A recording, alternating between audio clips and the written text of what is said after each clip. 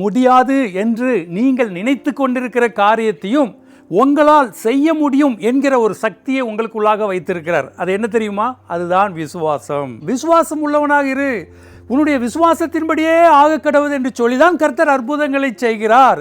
இன்னைக்கு நிறைய பேர்கிட்ட நீங்கள் விசுவாசிங்க, கர்த்தர் உங்களுக்கு அற்புதம் செய்வார் என்று சொன்னால் பார்ப்போம், கர்த்தர் செய்வாரா இல்லையா என்று பார்ப்போம். இதுவல்ல விசுவாசம். விசுவாசமானது நம்பப்படுகிறவைகளின் உறுதியும் காணப்படாதவைகளின் நிச்சயமாயிருக்கிறது.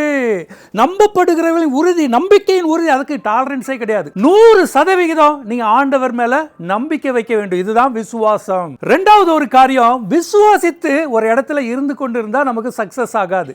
நம்ம அந்த காரியத்தை நோக்கி நாம் நகர தொடங்க வேண்டும்.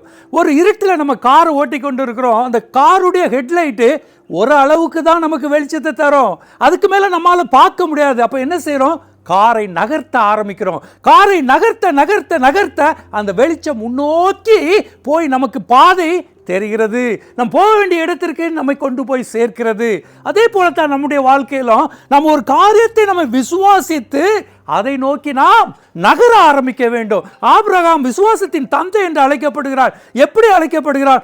ஆண்டவர் நான் சொல்கிற தேசத்துக்கு போய் என்று சொல்லும் பொழுது அந்த தேசம் எதுவென்று தெரியாது, ஆனால் அவன் விசுவாசிக்கிறான். விசுவாசித்து அவன் நடக்க ஆரம்பிக்கிறான். கர்த்தர் அவனுக்கு அற்புதங்களை செய்கிறார். இதை பார்த்து கொண்டிருக்கிற உங்களுடைய வாழ்க்கையிலும் கூட கர்த்தர் அற்புதங்களை செய்ய காத்திருக்கிறார். இன்னைக்கு நீங்க எதிர்பார்த்திருக்கிற காரியம் நீங்க இன்னும் காணவில்லை. உங்களுடைய சூழ்நிலையை பார்க்கும்போது இதெல்லாம் நடக்காது என்று சொல்லி நீங்க நினைத்து கொண்டிருக்கிறீங்க. இன்னைக்கு கர்த்தர் சொல்கிறார், நீ 100% என் மேல நம்பிக்கை வை. நம்பிக்கை வைத்து அதை நோக்கி நீ ஸ்டெப் எடு.